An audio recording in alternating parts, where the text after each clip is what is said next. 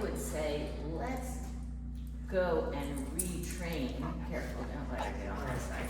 Let's go and retrain that with a different cue, and I would use a different mat. Because what you guys use is the towel, green towel or something like that.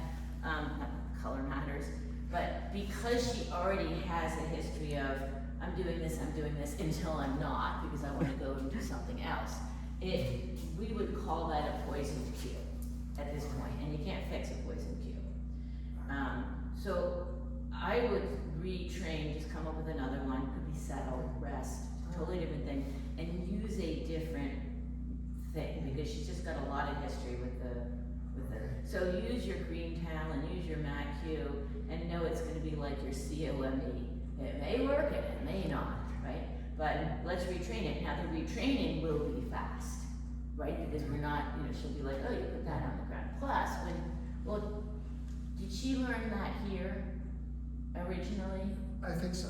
Okay, yes. Because then she would have been using stuff here anyway. Like in the beginning, you wouldn't have had the green mat, your green towel, right? Okay.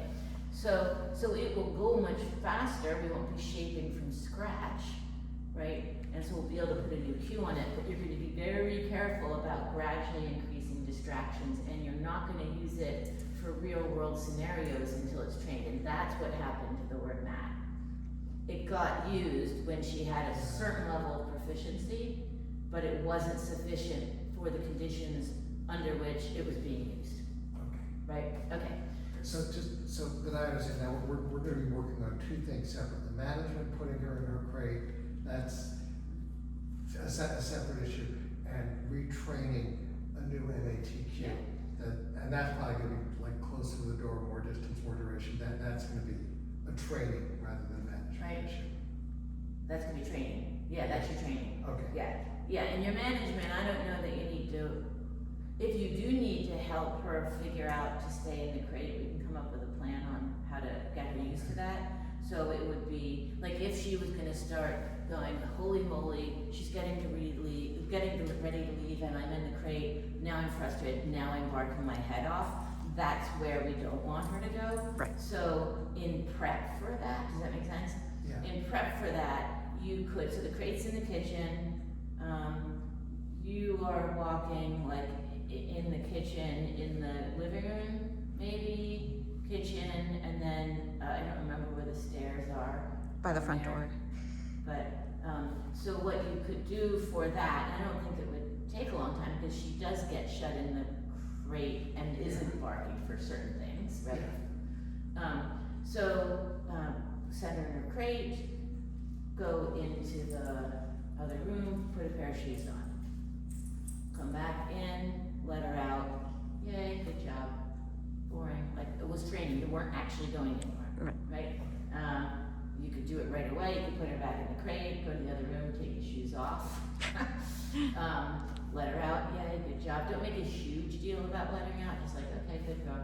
And you could mark and pay her in the crate before you let her out. Like, don't let her out and pay her, because then coming out is the thing she's working towards, right? So if you've got a medal, right? Yeah, so you would come back, mark, pay, okay, open the door. What if she goes crazy when she comes out?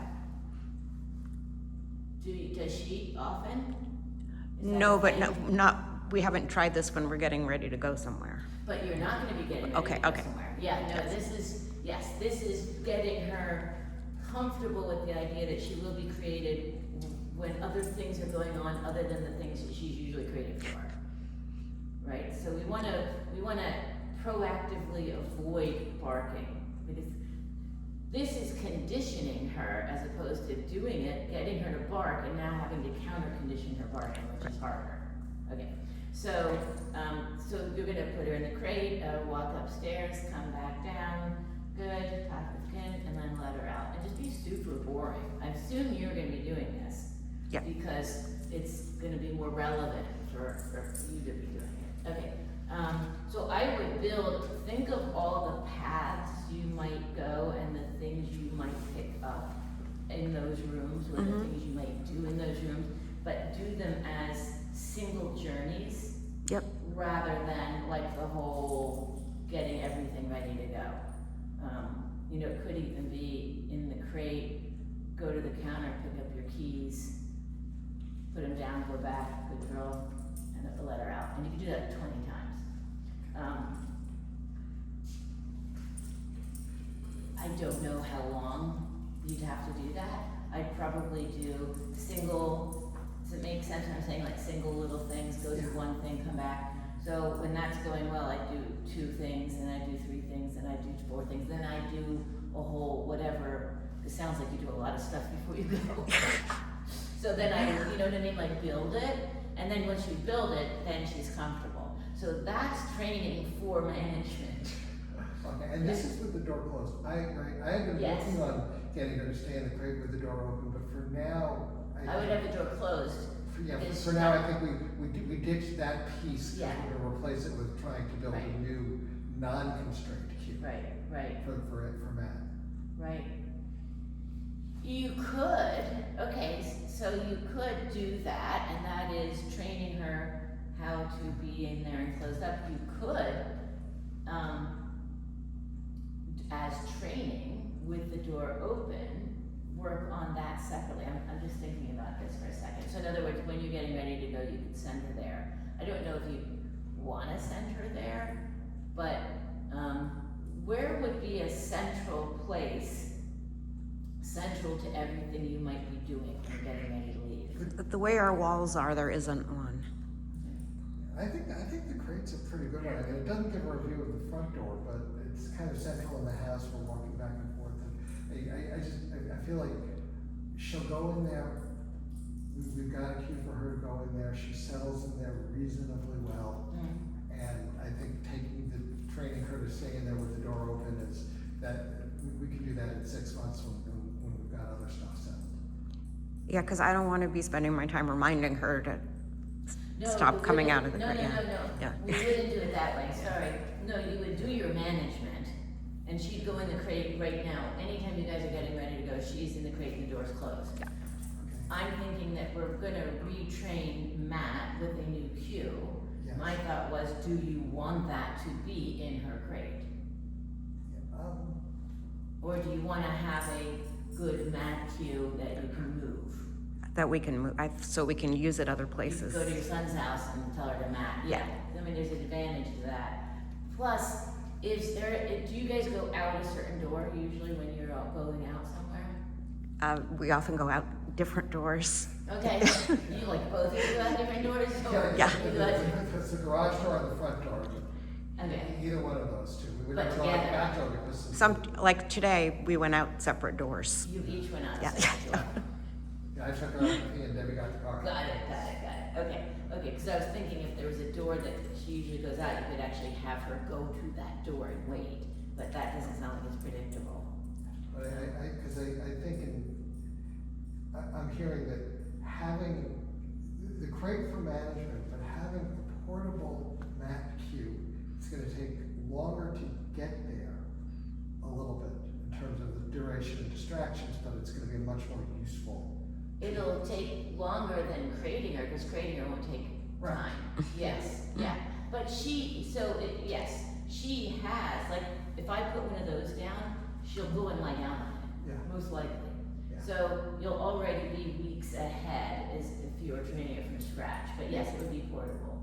Yeah, that takes a little bit more work, but I like the idea. Yeah. Yeah.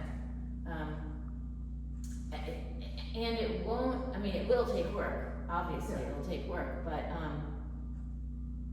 if you avoid using it in real life situations, you won't wind up, I mean, if you basically take it so slowly that you're not making her make mistakes constantly, because we're trying to work her at a level she's not ready for, then it'll not take as long. Do you know what I mean? Yeah. Like if you're very, very clear about what we want, rather than like, okay, now she's getting up every 5 seconds, now we have to deal with that. Yeah, so yes, it'll take definitely a little bit of time. But she's proven she doesn't run through doors. Yeah. She does not, so she can control her. Oh, impulses. absolutely, no, she totally can, Doesn't yeah. run through doors after bunnies even, so, Oh, good one. yeah. Okay, so we're down on just say, call the conditioning for the crate security.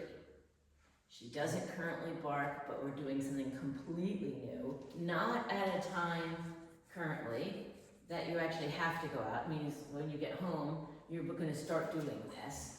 And I don't know if you both have to go out tomorrow, but like you're gonna do it as much as you can. So it is a little bit of training to make sure the management goes well. All right, so for the mat training, what would you like to call it? Because I think we're gonna put it on cue today. Okay. A lot of people use place, which other people, Place, yeah, I use, place, settle, I use rest, that's mine. But rest is bad. Settle, I'm afraid we say it enough to her that it's not gonna You like be- Spanish, so I've got the Yeah. Spanish family, camita, Comma? camita, Camita. yeah. Camita. Yeah, that's what they say, that's their mat, Camita? camita, All right. it's cute, Yeah. yeah, and I'll be able to remember